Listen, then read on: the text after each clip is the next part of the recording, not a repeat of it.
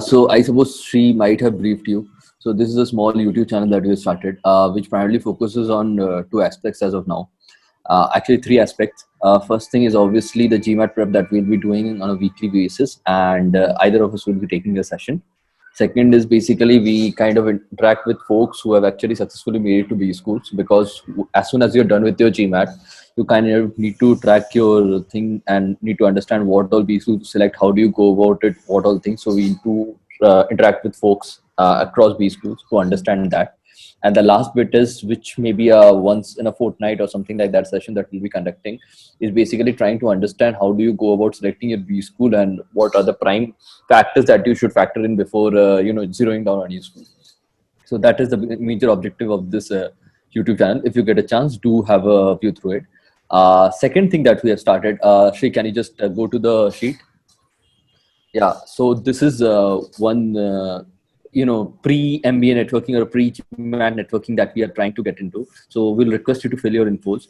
So what it does is basically you need to fill in your details as it is given thing. And for example, say someone is applying for example, in this, Rakshit is targeting Georgetown, Simon and Carlson, and I am targeting like Kelly, Emory, Foster. I am a PGPX. If anybody is interested, can connect with me. Plus, I have an admit from already Smeel, Rod, Mirage, and Schoolish Business School. So if anybody wants to get into those schools, he or she can get. So that's a pre-networking thing, so that we get to understand how do you go about it.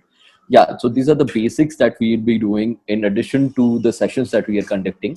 And now just jumping onto the topic that Shri has prepared for this session. So yeah, Shri, can you just jump onto that PPT then? Yeah. So I would request Chakri to take over from this. If Chakri is there, I don't know whether Chakri is there or not. Okay, Chakri, can you just take over? Okay, I think he's a sub. So we gave an intro of what we are and what we are trying to do. It's trying to build that community to basically help each other. Moving on to the second thing, which is basically focusing on the core component or the segment because of which we are meeting today. So moving on to the second bit. So yeah, can you guys go to that thing, Sri, the second slide? So if you see, sentence correction forms a very one of the biggest verbal section, and you have to crack that to get the best out of the score that you can do.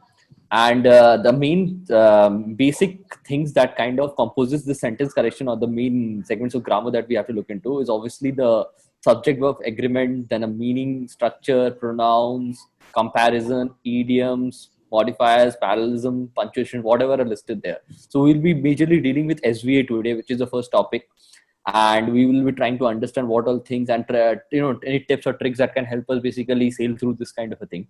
So that will be the basic objective of this exercise that we'll be doing.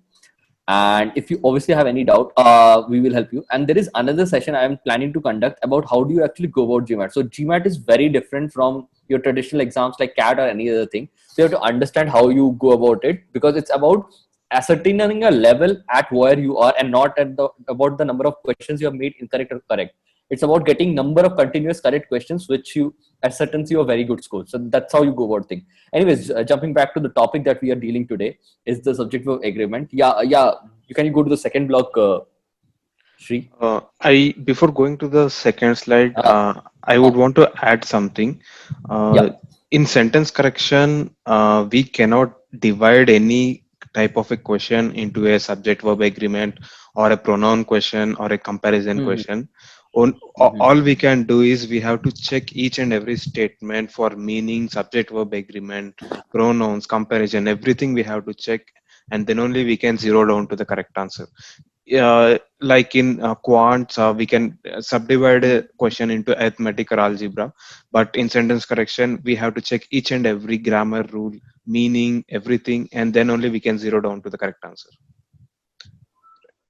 Yeah. One So question. what he's meaning is that it's a composition of all the things. You can't like just divide it, but you have to still learn the basics, and that's what we are trying to cover today. So yeah. So back to Shri, you can take us through the grammar basics as well as the examples that you've prepared. uh, I have one question. Yeah. yes. Yeah, Ramnath. Yeah, actually, it might be a silly. The thing is, Hmm. like in quant, we know that okay, what we are targeting, what XYZ we want. But in sentence Hmm. correction, sometimes it's get dual. Like when we try to correct, we might change the meaning, the whatever sentence want to say. So in that direction, is there any kind of tips or something we need to kind of rule book something if you can suggest? So yeah, no, it's actually a very good question, Ramnathan. So only thing is that I will give you right now is that there is no as per rule, but what we will anyways cover is that we'll go through the basics of grammar first, because that kind of ascertains your foundation course, and then take questions which are kind of multifolded, composition, a lot of things, and we'll try to basically. I understand if out of 5 options you're eliminating 3, you're stuck with the rest 2, then you don't know which one to go for. So basis that we can pick few examples and help you understand which one to go for, and I hope that helps you in this journey. So you can have a look at it, and then maybe we can come back in like couple of sessions back if it's helping you or not. Sure, thank you. Shri, you do you want to start? Yes. Grammar with the yeah, go on. Okay, so parts of speech is something which we have been listening from our childhood, and I don't say you must remember the parts of speech. I just want to say that you have to know what in a sentence what a noun is, what a pronoun is, and that's the reason I have put it here. So a noun is a word used to identify anything. It's mostly a name of something. It could be a name of place or people or things. And pronoun is something which comes in place of a noun. So there are two types of pronouns, which is a singular pronoun and relative pronoun. Um, and next, coming to adjective. Adjective is something which adds more definition to a noun. Uh, like boy is the noun here, and intelligent is an adjective. And then coming to verb. Verb is the most critical part of a sentence, and for a sentence we definitely need a subject and a verb. So verb is something which describes an action, state, or occurrence of something. So a simple verb is run, eat, or something like that.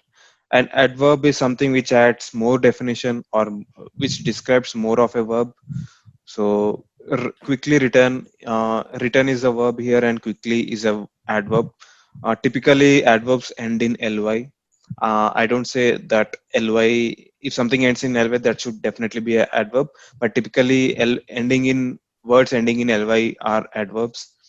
And then prepositions are which give us something, make us understand what, which gives more definition of a noun, like the man on the platform. So here on is a preposition, and conjunction is which connects two clauses. Clause is nothing but something which has subject and a verb, and clauses are subdivided into dependent and independent clauses. I'll deal with it separately. Interjunctions are something like expressions, so those are not tested on GMAT, so we are not concerned about them. Now coming to the actual topic, which is subject, verb, and object. Subject, verb. Yeah, actually,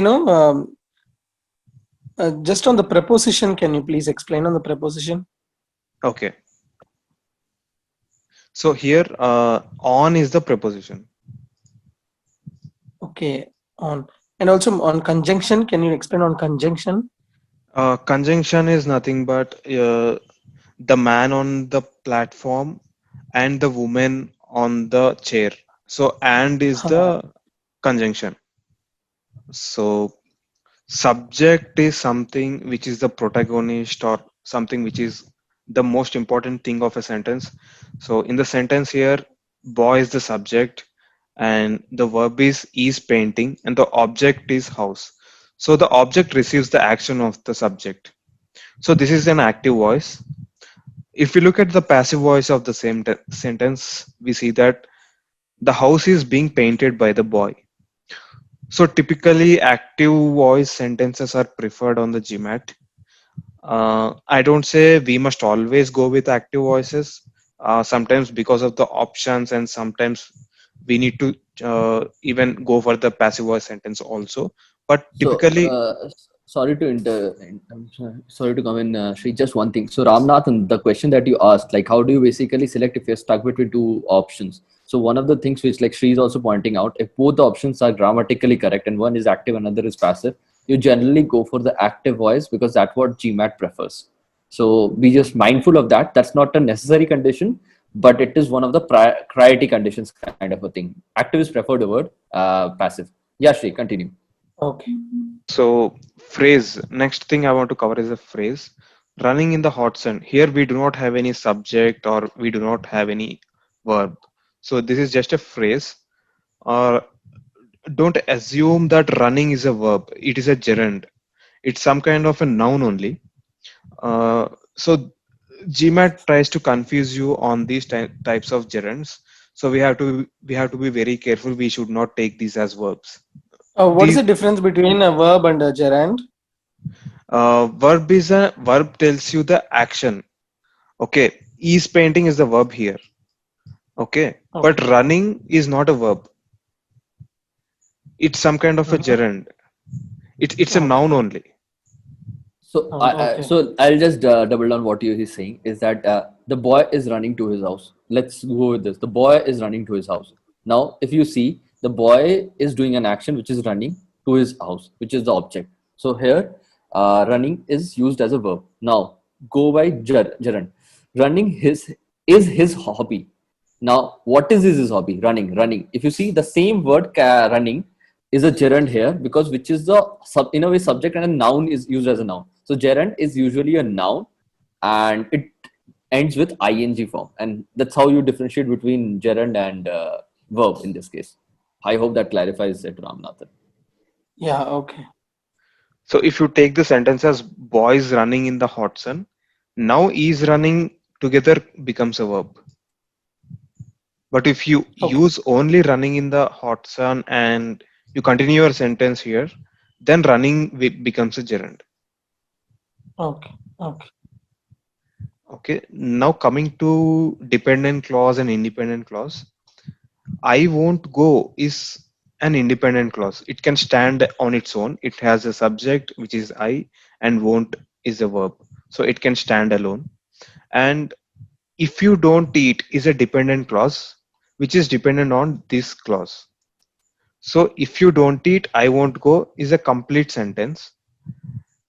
And this is a dependent clause and this is an independent clause. Now the only difference is now we have both clause which are independent. What I mean by that is Mary is the subject and likes is the verb. She is the subject and makes is a verb. So you cannot join two independent clauses just by a comma. This is another common way of testing us.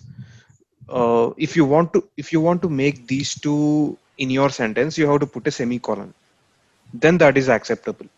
But if you join two independent clauses just by a comma, it is a comma split, and that sentence is not a complete sentence, and you should not pick those kind of answer choices. So yeah, so so what he stated is basically what she was stating is that this is a comma splice error. You can't join two independent clauses, which is the definition we just learned, using a comma. That's a comma splice error. Now there are two ways of doing about it. One is obviously going ahead with the semicolon, and second is basically joining it with a conjunction like and or something like that, whichever actually fits into that sentence.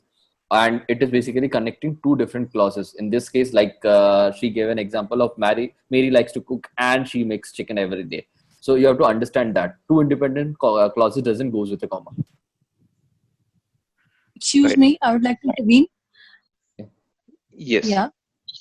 Sir, can this be written in this way? Mary likes to cook and makes chicken every day. Why the necessity to use she? No, Vandana, you are correct. Actually, I'm not denying that. What we wanted to point out that comma doesn't go and makes chicken every day. Yes, that will also go. It's so we didn't frame it like that. Maybe the framing was wrong. That is also That correct. point of view, actually, we are more fed with Renan Martin and these. But what Uh-huh. exactly? I'm starting from scratch. I'm new to GMAT. So, Mm-hmm. from GMAT point of view, is that line okay? Mary likes to cook and makes chicken every day. Yes, that's perfectly okay. So what we wanted to point out, Vandana, in this case is that even it's your line is also correct, and in a way, so that comma doesn't go with there. Comma she makes chicken every day won't go. That's the only thing we wanted to point out here. Yeah, she go ahead. Okay. The next one I wanted to show is Maya likes dog. She has many. So here we are not having any semicolon or some kind of a and or but. So this is also incorrect on the GMAT. So sometimes you'll be stuck up with sentences which are not complete. You think that you have subject and a verb, but we have to be very careful with those sentences. That actually it should not be called a sentence, because a sentence is something which has both subject and a verb. Okay, and the last one which I wanted to cover is we need to be careful about redundancy in a way that each year I went to the temple annually. You already have an each year, and again you should not use annually. Either you go with each year I went to the temple or I went to the temple annually. So we have to be careful about that as well. There are some kind of rules. I don't say rules, but some kind of easy ways of solving a sentence correction, subject verb especially. So if we have each or every Yeah, 1 minute. yes, Each year, actually, generally, we speak like every year I go to the temple is correct, right? But each and every year is also I've heard about. But each year I go to the temple, is it in what way? I've never heard about this. So each can be used before a year. it can be used. I I think it can be used, but anyways, as you have pointed out, I'll check it out once again and I'll get back. Okay, okay. Now coming to when we have each or every in the subject, we have to be careful with the verb. So here we are referring to when we are saying each of the girls, we are talking about one particular girl every time. So we have to, the verb has to be singular in that case. If we have each of the girls in the subject, then definitely go for a singular verb. And then if we are talking about a number of specifically, then the verb should be definitely plural. Can you advise what are the singular verbs? Singular Like verb. is, was, Okay. is, was, all those things Huh, are right, considered right. singular verbs. Yes, yes. Is, was, those are all singular. Is the present tense verb. Are is the present tense plural verb. Was Okay, is where the past tense singular verb. Where is this the is where. See, what we will do, anyways, I think though we will share. So what we will do, in addition to this, we'll share that document, Ramanathan, which will contain Okay. the plural as well as singular verbs, and you can refer Okay. to that if that works. One hint is that any acting verb or any verb which is basically an action verb like, run, or something like that, or a verb with an S generally is a plural verb. Without an S is a singular verb. It's just opposite of what you see now. Okay, got it. if we are referring to the number of, then the verb should be definitely singular, because the number of, we are talking about a number. So the number is definitely singular. So we have to go with a singular verb. If 1 minute, sir. In the previous example, a number of boys are playing. Don't yes, you think a number of boys comes under a collective noun? no, not in this case. Why? Yeah, Vandana, just to basically emphasize on it, if let's rephrase the sentence. If you say a group of boys are playing, a group of boys is playing. So you have to understand what you're emphasizing. Who are playing? Basically, boys are playing. A group of boys or a number of boys. So GMAT generally, if you go by the rule book, which are the hints that we have, is basically a number is generally treated as a plural verb for a plural thing, and hence we take a plural verb with it, which is are in this case. Group of boys, that group stands for collective noun, isn't it? Yeah, that group stands for collective noun, but what is happening? A group of boys. So they are referring to all the Single boys group. that are playing. As a single group. Okay. Okay, so in that, a group is a singular verb for a singular thing, but a number in GMAT is treated as referring to all the different entities that are part of that thing.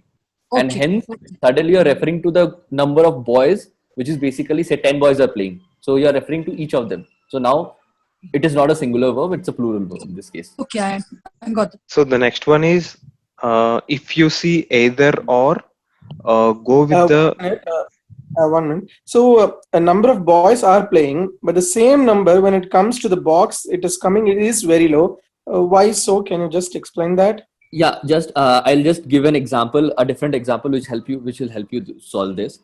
Before I have shared a SC handbook of 50 questions, which is single one-liner. If you get a chance, just go through it. If you have not received it, let me know. If you understand that, it will kind of clear this concepts of what you're asking. Now, zeroing down to the question. Yeah. I have not got it. Actually, I'm new to the group. I have Okay. So Vandana, I'll reshare it on the group or the G drive that we kept it. You can relook at it, have a look at it. And there's a very simple dolly question, just that it is there to create a foundation for you, a GMAT foundation. Yeah. Now, going back to this question, the number of pencils in the box is very low. So what it is referring here, forget this question. Now understand what we are trying to understand. What is very low? The number is very low. Okay, now what do I mean by number is that a box can have 5 pencils, 10 pencils, 15 pencils. Let's take 3 boxes. Okay, now the box with say 5 pencils has a lower number of pencils as compared to the box with say have 15 pencils. Now that number 5 is lower than the number 15 here. Okay, so what the subject that we are referring to is the number 5 and not the all the pencils that are there. So what is happening? The number of pencils in the box is very low. So that 5 number is a singular number that we are referring to, and hence a singular verb is used and not a plural verb. Yeah, Ramnathan, did you get it? Okay, yeah, got it. Okay. Next one is either or. So if you have either or, go with the noun which is in proximity to the verb. So here we have Sham. So Sham is a singular, so I'm going with Sham. Sham is a singular, so the verb is singular. Is going is singular. Same is the case with neither nor. The verb which is in proximity to the verb, or you can remember it as the noun which comes after nor. That should decide the verb. So here friends is plural. So I'm going with the plural verb. Okay, as we have already discussed, this is some kind of a collective noun. So going with a singular. And when you come across things like along with his friends as well as, so we are not referring to what's inside along with or as well as. We're only referring to Ravi. Ravi is the only main subject here, and that decides the number of the verb. So Ravi is singular, so is going is also. Now let's start off with a question. This is a typical GMAT question that you encounter. So in GMAT, you will be given a sentence which is completely underlined or partially underlined. So what we have to understand in a sentence correction question is, the first option is the exact replica of what is given as a question stem. So we need to retain the meaning of the underlined sentence. I mean to say the question stem. So we should not change the meaning when we are going into the options. That is the first thing we have to keep in mind. And the second thing is obviously subject verb, and then comes pronouns, modifiers, verbs, and other things. We'll discuss the other things later. So I'll also use the terms which I use like pronoun, modifier as and when required. So confining myself to the today's topic, which is subject verb agreement, using that I am going to answer this question. So when I'm given a sentence correction question, I'm just going to read it. Like I understand that this is completely underlined. So smoking as well as obesity are leading risk factors for heart attack. So I understand that smoking as well as obesity is the subject, and are, which is a plural, is given to me. So as well as I said earlier, along with or as well as, only the smoking should decide the number of the verb. So smoking is leading risk factor for health, heart attack should have been the correct statement, but here R is given. So I'm keeping that in mind and I'm eliminating answer option A. So now I will look into the other options such that I have to retain the meaning, and I I should also get the correct grammatical sense of it. It's not that only grammar. We also have to retain the meaning which is given in the actual question stem. Keeping that in mind, I'm going to option B. Option B has corrected in the sense that smoking and obesity, again they made the verb as singular. So here if I had a plural verb, this should have been correct. So I'm eliminating answer option B. Coming to C, smoking as well as obesity are risk factors for health. Again, R is a plural verb. If I have as well as, smoking should decide the number of the verb, and smoking is singular, I should have had a singular verb. So I'm again eliminating answer option C. Going to answer option D, smoking and obesity are leading risk factors for heart attack. So this looks okay to me. The original meaning of the sentence is also retained, and grammatically also it is correct. So I'm just holding on to it because I have another option, and the best way in GMAT to get a correct answer is I have to eliminate all the other answer choices. So looking at answer option E, smoking is the leading risk factor for heart attack as well as obesity. First thing, this sentence may be correct or may not be correct grammatically. I am not concerned about it. What I'm more concerned about it is changing the meaning. So I am not going to judge this sentence based on the grammar. In this case, in this scenario, it is changing the meaning of what has been already given to me. So I'm directly eliminating this, and I'm going to mark my answer as D, and I'm going to proceed for the next question without wasting any time, as if it is a gym. Why not B question? Because you said when there is along with in the last example just before this, smoking as well as obesity. Instead of R, we should have used is, because smoking is the leading. That is the verb. Before this example, you quoted an example of the boys. The boy along with the boys. Right. Sorry, Rohan along with the boys. In that case, with as well as it, you said yes, is going to the party. Ravi along with his friends is going to the party. Right. Yes. The same thing applies to over here, smoking as well as obesity. Right. Is leading risk factor for the heart attack? Yes. Why can't Yes. Yeah, you're absolutely correct, Vandana. We can go ahead. Smoking as well as obesity is a leading risk factor of a heart attack. Now, if I go by this, there is only one condition, which is B option with an is verb. Now, if you look at smoking and obesity is leading risk factors for heart attack. So what is the and combines two clauses? When it combines two clauses, basically clause 1 and clause 2, or a subject 1 and subject 2, it becomes a plural verb. It needs to go ahead with a plural verb. And hence this thing is incorrect. So had it been smoking and obesity are leading risk factors of heart attack, which is in option D, then it would be correct. And had it been smoking as well as, so there is no option with the thing, though that is grammatically correct, which you are stating, Vandana. Okay, I got it. Okay.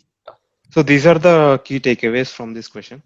As well as should always take a singular verb, and two words when they are connected by and, they should take a plural verb. So as well as and along with follow the same rule, right? Yes. So like we can say like smoking along with obesity is the leading risk factors for heart attack. That is also correct, right? Yeah, that's correct. Okay. Just one thing I'll just bring out here. While you're solving the GMAT question, you have to solve by elimination and not try to find out the right answer. Because that's the best way of going ahead with it. Because you would find GMAT is thoda sa different from the normal, the actual Renan Martin grammar that we have been doing. So yeah, so just follow that. Go by elimination and not by selection. Yeah, Shri, go on. Okay. Moving on to the next question. So this, I am given a partly underlined sentence. So yeah, only that will be replicated in the answer option A. And similarly, that which fits into the underlined part is given in the rest of the options. One thing I'll just point it out, option A is always the question in SC. So you shouldn't waste reading the option A if you have read the question, because you will be unnecessarily consuming a time. And so that's just one recommendation. Okay, here I am given that fossils of the arm of a sloth found in Puerto Rico in 1991 and dated 34 million years old made it the earliest known mammal of the Greater Antilles Islands. Okay, here I understand that we are talking about fossils, and that is my main subject. Whatever comes after the preposition is generally not of much concern for me in deciding the number of the verb. So I'm talking about fossils, which is a plural verb, plural noun. So I need to watch out for a plural verb. So fossils is plural. So fossils of the arm of a sloth found in Puerto Rico in 1991. So found is a plural verb. So it looks okay for me. And the only issue, if I look at it, is it. So a pronoun must have a clear antecedent. So it should refer clearly to either a singular noun. If I look at it, the singular nouns which are in my sentence, it could be arm, it could be sloth. So I have some kind of a confusion, but still I am okay. I'll retain answer option A before I found a different answer choice which rectifies this error as well. So looking at answer option B, I find that fossils of arm of a sloth that they found, they is some kind of a dangling pronoun because it doesn't have a clear antecedent. It is not referring to anything. They could be anything. It could be scientist, it could be archaeologist. They is nowhere mentioned in the sentence before or after where the point they is introduced. So I'm directly eliminating answer option B and going to answer option C. Fossils of arm of a sloth that was found. So sloth, sloth that was found. This is okay because sloth is a singular and was found is also, was is referring to the sloth. So this is okay, and was dated. So here comes the problem. Fossils is plural and was dated is singular. So for a plural subject, I cannot have a singular verb. So eliminating answer option C. Looking at answer option D, fossils of arm of a sloth found in Puerto Rico have been dated at 34 million years old, making the sloth the earliest known mammal on the Greater Antilles Island. So this looks okay for me because now found has gone into a kind of a modifier, and my main verb is have been dated. So have is a plural verb, fossils is a plural subject. This is okay for me. And making is telling more or modifying more about giving more description about fossils and the discovery and the dating of the fossils to 34 million years old, and which has made the sloth the earliest known mammal on the Greater Antilles Island is what this answer option is trying to convey, and I'm okay with it. I'll retain it. Excuse me. Yes. Yeah, see, I'm just quiet to this new GMAT club because I'm hearing about this modifier for a very long time. Can you just advise how this what is this called modifier, and how this found is a modifier in this case? Okay. Modifier is nothing but you can think of it as which adds more detail. Okay, so fossils of arm of a sloth, and then I'm given a comma. So found in Puerto Rico in 1991. So this is giving more details about the fossils of fossils. You could think of it as fossils because now you're getting more details that they were found in Puerto Rico in 1991. So it's adding more detail to it now. Okay. That's how, if it is Understood. So modifier means it adds more detail, correct? yes, you could think of it that way. Anyways, there are Okay. there are many modifiers. It takes a lot of time to explain each one of them. Even an adjective is also a modifier. You have adjectival Got it. Just a basic modifier. idea is okay. Yeah, adverbial modifiers. So yeah, we have to be very Okay. careful with them also. For now, you could think of it as Okay. adding more detail, and this is also a modifier. This is telling me that because of all these fossils of arm of a sloth, and because they have been dated at 34 million years old, and that's why it has been made. All this has made the sloth the earliest known mammal on the Greater Antilles Island. So that's how this Okay, got sentence it. is constructed. So that's why I don't have any subject verb issue in this. Now I'm moving to answer option E, which states that fossils of arm of a sloth, which was dated, again this is okay for me, which is referring to sloth, and the verb is was dated, so was is referring to sloth, and singular noun, singular verb, I'm okay, which was dated at 34 million years old, made the sloth the earliest known mammal of the Greater Antilles Island. So here what happened is there is some kind of a meaning change, and also there is no active verb in it. Fossils. How can fossils of the arm of a sloth made the sloth the earliest known mammal of the Greater Antilles Island? That's not what we wanted to convey through this sentence, because fossils of arm of, as we saw in this option, answer option D, fossils of arm of a sloth have been dated, and thus making the earliest known mammal on the Greater Antilles Island. But if you read the answer option E, fossils of arm of a sloth, which was dated at 34 million old, made the sloth earliest known mammal of the Greater Antilles Island, is not conveying the meaning. So I am eliminating answer option E. I am left with D, which is my correct answer.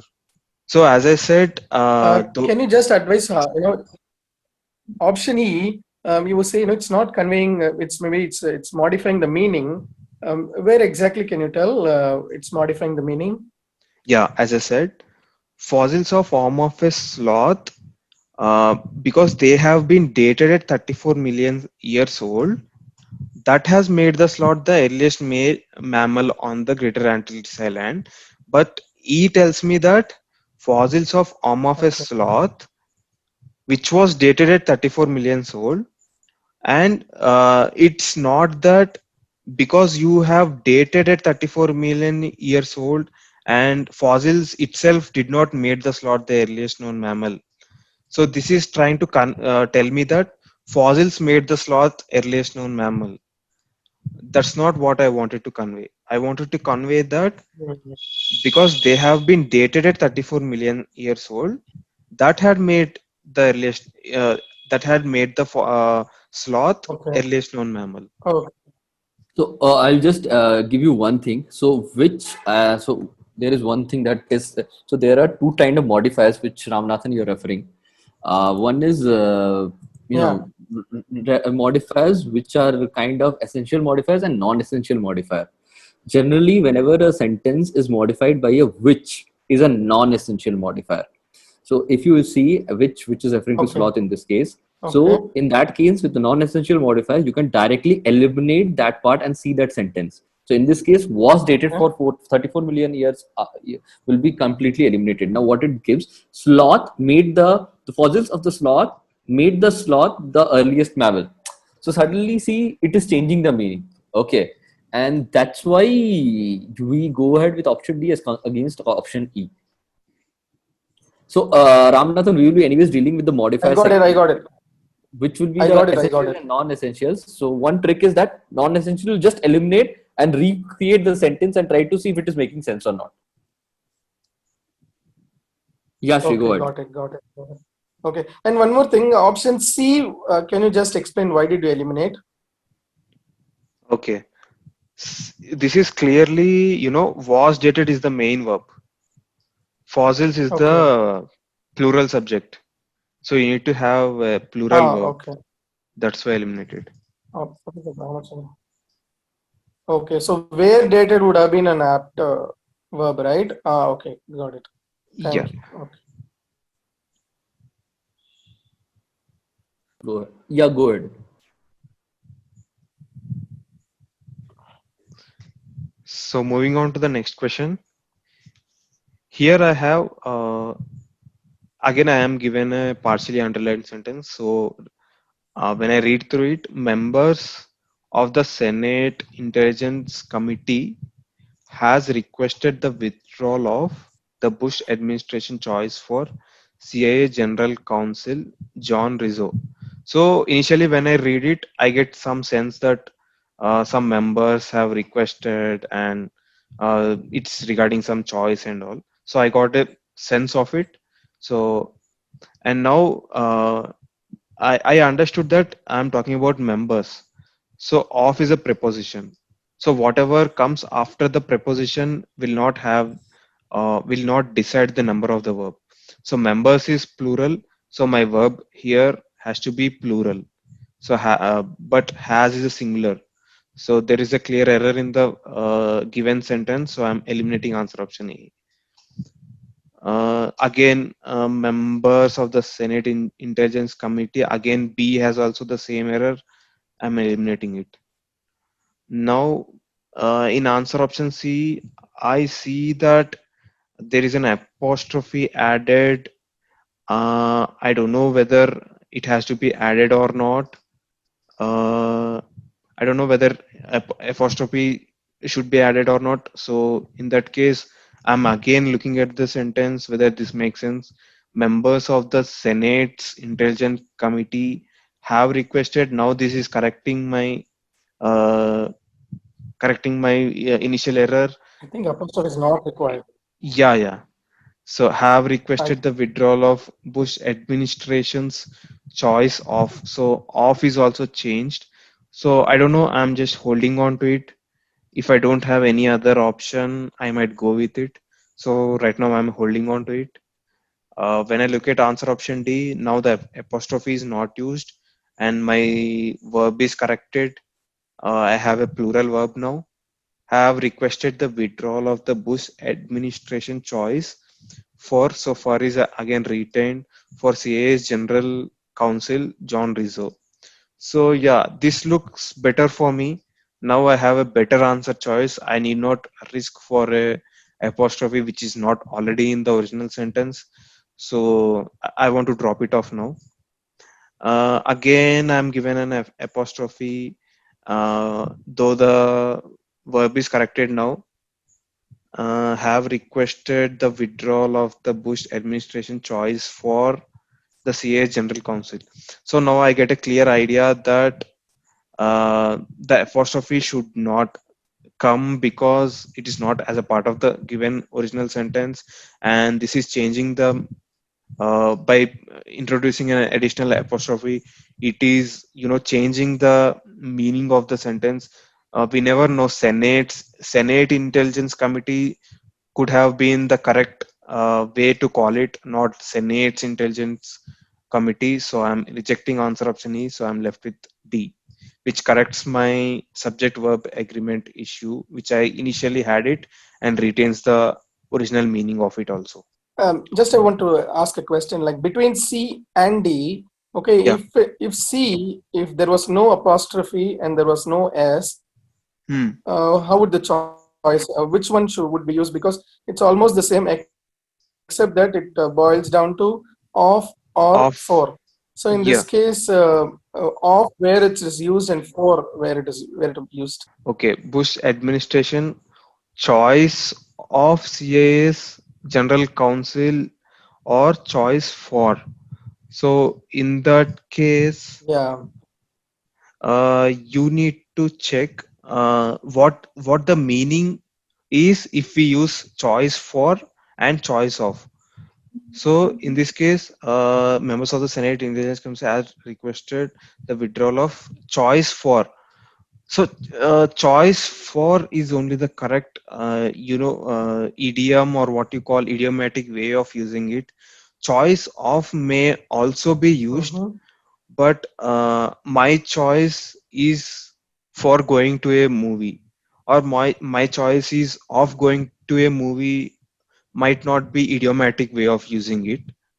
So choice of may also be correct in some kind of scenarios, but not in this one. I could say only idiomatic way of I think using. maybe choice of is used between two. I think I have Yes, a choice of going to a movie or to a temple. So in that case, I think choice of might include two different things. Think so. Okay, y- so this is only one. So maybe for is used. yes, yes, The version I would suggest choice 4 will be more suitable. Means the Senate or the Bush administration is already making a choice for CIA. They are not following what CIA wants, but they are what the Bush administration wants to do for CIA. That is more uh, implementing over here in a simpler layman language. I would say, not grammatically, just a meaningful way to Y- convey. yeah, yeah. Thanks, Vandan. Actually, Uh, just to add here, like consider like there is a certain terms or something which we are not sure what they are doing. Like Senate is who and who is other. So is it best way to go with whatever the four kind of things on the proposition are selected by default and we select them only? like you wanted to say, because in the original sentence for is given, is it better to go with for?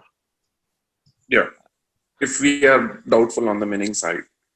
Like Mo- Vanna said, like in layman terms, but certain times we are unable to judge in that small time.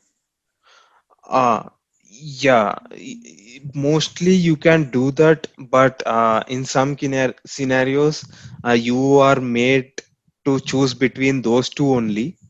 In that case, you have to make a choice. Uh, Definitely, I think you will come to a scenario where you have to choose between for and off, at least not in this question. In that, in such type of a scenario, we have to think which make more sense, or which is more idiomatic, and based on that, we go with the options.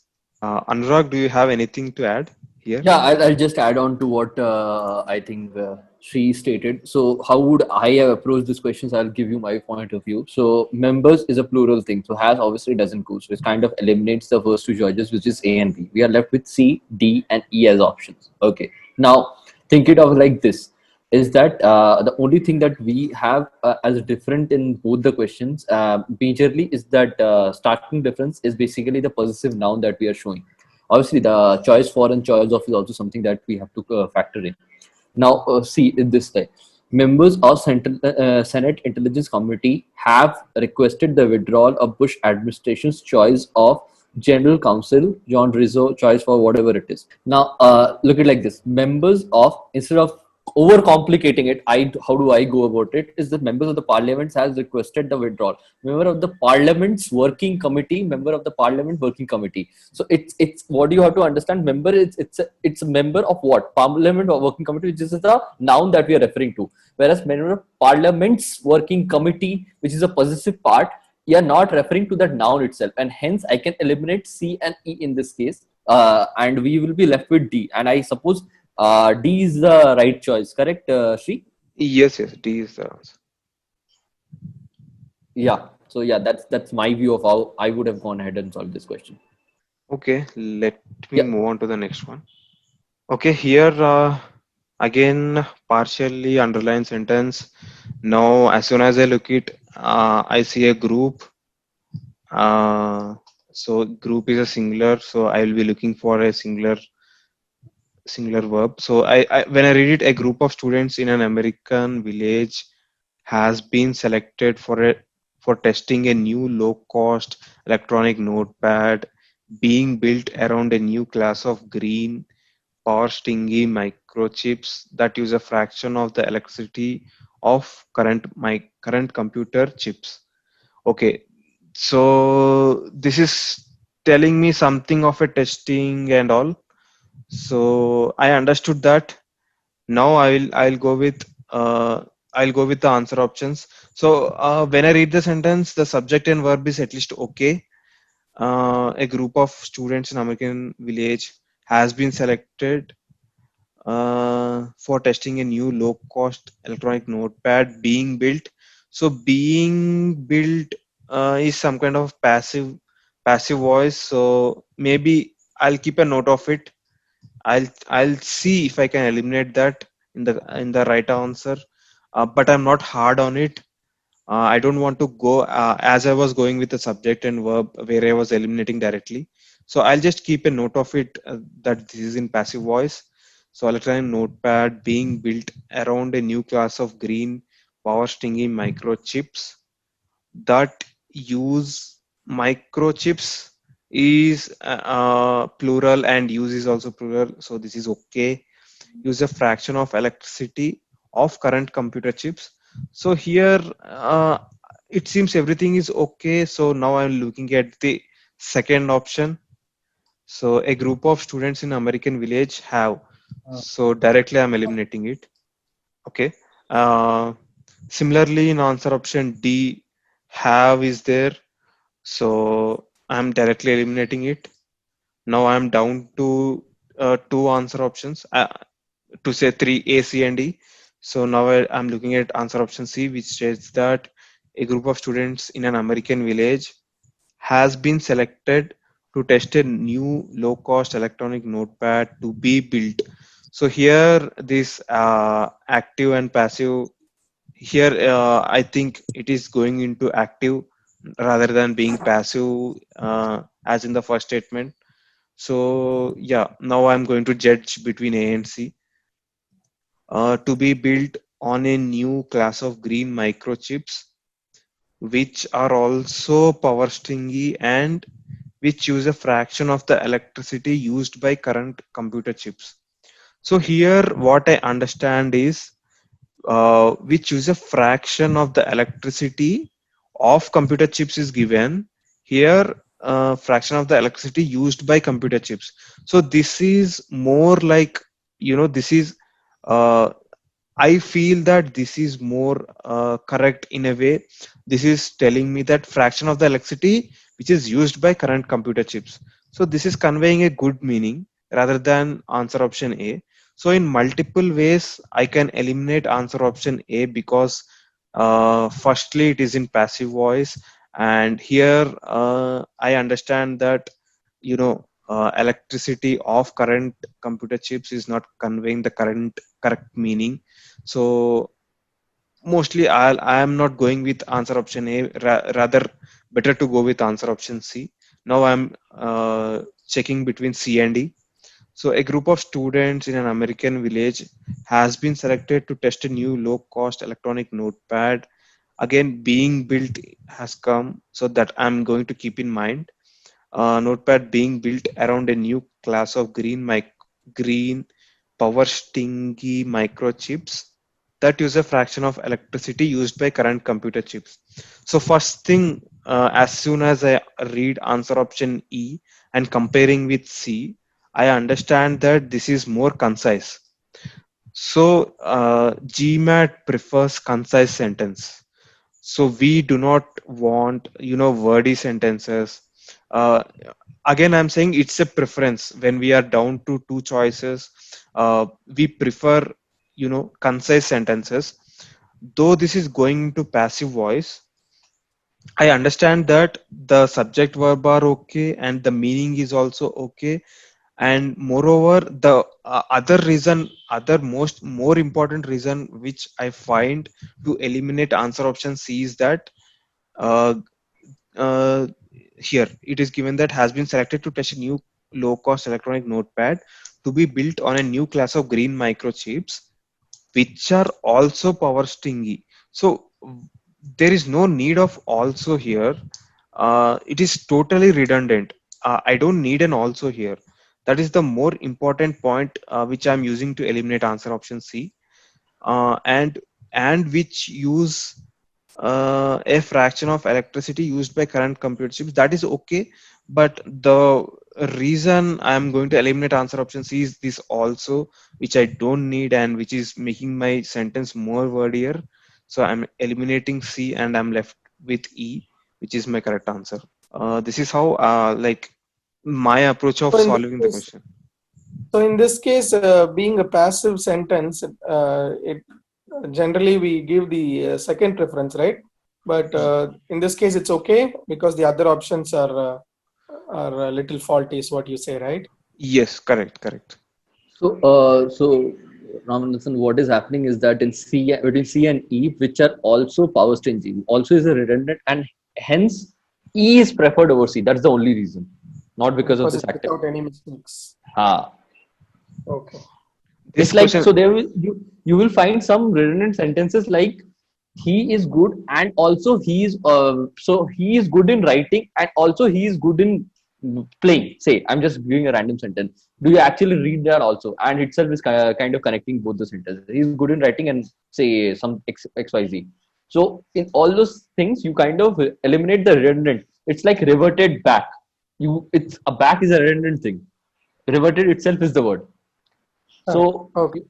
you have to be catchful or mindful of those things and kind of helps us eliminating those choices. Sure. Okay. Yeah. okay, moving on to the next question. Uh, in comparison with tropical cyclone systems, subtropical cyclone systems have a relatively broad zone of maximum winds located farther from the center and typically have a less symmetric wind field. Uh, I understand that I'm comparing tropical cyclone systems and subtropical cyclone systems. Uh, and I'm also talking about some kind of maximum winds, and that is my overall understanding of the sentence.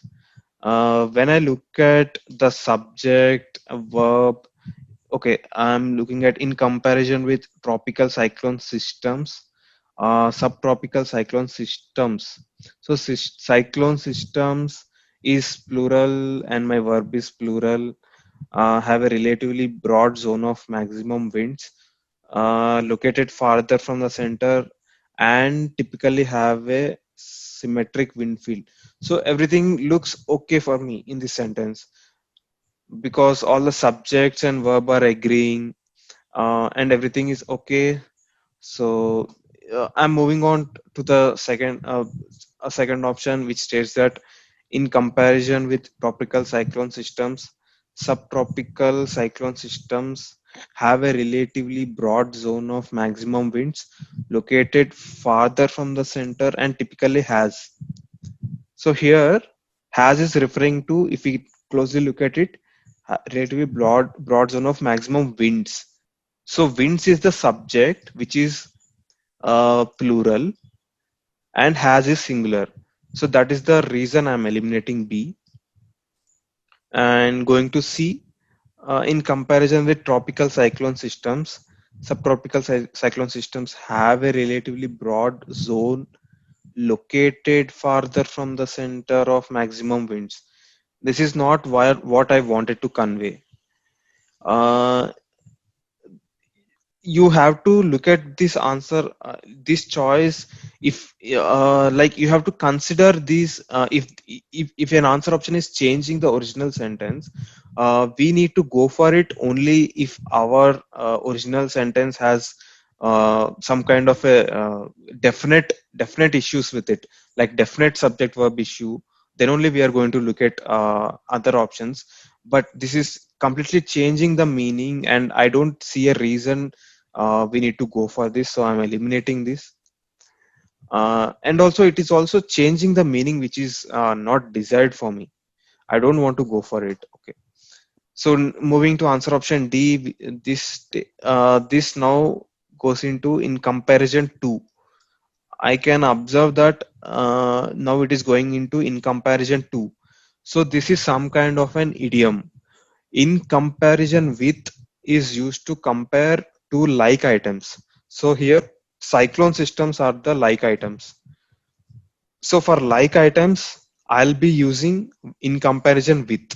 I'm not going to go for in comparison to. In comparison to will only be used to compare non-like items. So D and D are totally out of my consideration. So it leaves me with the answer option A, and that is my correct answer. Okay, any questions on this? Okay, I'll take the last question, and there are few other questions. Maybe you can try it out. I just want to close it with this last question. So actually, I have. So what we'll do, we'll float this deck. You give it a shot at the last few questions, and maybe next time when we connect back, we can understand how you went about it from the different SVA concepts that we were learning today, and try to understand if it is basically see how you are going about it. Basically, that's the idea of the overall theme. So yeah, Shri, go ahead with the next question. Okay. In this question, again, I'm given a partly underlined sentence. So when I read it, the vendor informed the company that neither of their orders were ready. Okay. Here, the vendor is singular, company is singular. To answer option E, the vendor informed the company that its orders, neither of them were ready. So this is making the sentence more complex. It might be correct. I don't want to judge it because I already have C and D in my hand, and these are very concise. So I'm not going to go for E because it is making the sentence complex and it is becoming more wordier. So I am just eliminating E. Yes, done. Got it. Yeah. So I'll just take you through this question again. So neither obviously will be taking a singular verb like I was pointing. So A and B gets eliminated. We are left with option C, D, and E. Now in option C, D, and E, E gets eliminated because of the reason that's restated. It's order, neither of them, all a thing. Now we are left with ideally option C and D. And if you see between option C and D, the only difference is orders. Now let's be more, logical enough to understand whether it will be order or orders in this case. So if you see, the company is basically the vendor informed the company then neither of its orders were basically ready. So when you're saying neither of its orders were ready, which means there has to be multiple orders for whether it is for it to be ready, because it's A or B. Neither A nor B were ready. So it will be multiple orders. It can't be a singular order. By that logic, you go with option D and not with option C. I somehow think Sri made that mistake, but hence D is the option correct option and not C. That is the first thing. Second thing, I'll just tell one thing. Irrespective of whoever is doing anything odd, awkward, all these things, this should be the last way of eliminating any option choice in a GMAT question, because you ideally should have a concrete reason of why you're eliminating. It can be subject verb aggregate, it can be parallelism, it can be comparison, it can be modifiers, it can be idioms, it can be anything. Idiom is though you need to memorize more and apply less of sense, but other than that, you will see most of these things are very logical in that manner, and you should go ahead with the logic. And meaning obviously should be given a lot of priority in that pecking order, and that's how you go about eliminating choices in GMAT. So that's my advice. Go ahead with the elimination and try to basically zero down on the options basis elimination, not by a selection. So yeah, so we'll be wrapping the session here only, and we'll be again reconvening basis whenever people are free. Till then, we will be forwarding this deck and also those 50 questionnaires that I was discussing in the starting of the session, which will kind of help you build that base. So you will understand every other basic concept, which kind of formulates the basics GMAT, SC configuration. And that's where we are. Yeah, Ramnath and Vandana, if you have any feedback you want us to work on, we will be happy to hear from both of you. I can ask a question on this, or you want the feedback? Yeah. I have a question on this. Like, if the option D was neither of its orders is ready, is that also correct, or no? It neither of its order. So the problem is, okay, so I'll tell you where we are coming. that would have been correct. The problem is, if you just look at this questionnaire, is that the vendor informed the company that the neither of its orders is ready. That if it had been a choice, you would have got it correct. I am not at all denying it, but you will ideally not get so much confusing choices to basically choose between either of them. So had it been either is or was, then you could obviously go ahead with is fall apart, Yes. because you have to One more satisfy the question. SVA thing. Yeah, So, neither of its Ramanathan- orders. yeah, sorry, go on. Sorry, my bad. Go on. Neither of its orders are ready. If that is the choice, that is Neither of its order. No, that is wrong, because neither is has to go with a singular thing in this particular sentence form. So is will go, but or won't go. So that's if you just convert where and was to the singular form, it is basically are and is in that manner. We will be eliminating are in that case if you are getting it correct. So the only thing is that we will anyways dealing with tense, where we'll be handling this was, where, or is, are needs to be going ahead with it. So that will be clearing your doubts that you're having right now. So yeah, Ramanathan, Vandana. That's it. Thank you. In any case, irrespective whether you're able to attend or not attend in session, this recording will be going on our YouTube channel. So you can have a look at it and maybe reach out to us if you have still any problems or something that you want us to get back onto. Yeah, it was excellent. It was an excellent session. Okay, thank you. Thanks a lot. Bye. Bye. Thanks for watching the video, and do subscribe to our channel for more videos like this.